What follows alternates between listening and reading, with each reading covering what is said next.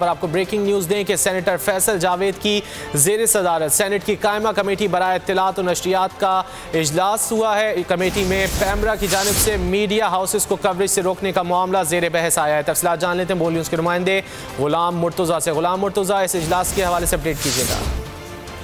जी बिल्कुल, सेनेटर फैसल जावेद की ज़ेर सदारत सेनेट की कायमा कमेटी का इजलास जो है वो जारी है अभी, लेकिन अभी उसे जो है वो मीडिया के लिए बंद कर दिया गया है। खुसूसी तौर पे इजलास ये हो रहा है। इससे पहले मीडिया को अलाउ था कि वो इसकी रिपोर्टिंग करे। इसमें आज सेनेटर परवेज़ रशीद ने एतराज़ उठाए हैं मुख्तलिफ। उन्होंने कहा है कि मीडिया हर वक्त मौलाना को गालियां दे रहा है और जब मौलाना बोलता है तो कैमरा उसको दिखाता नहीं है।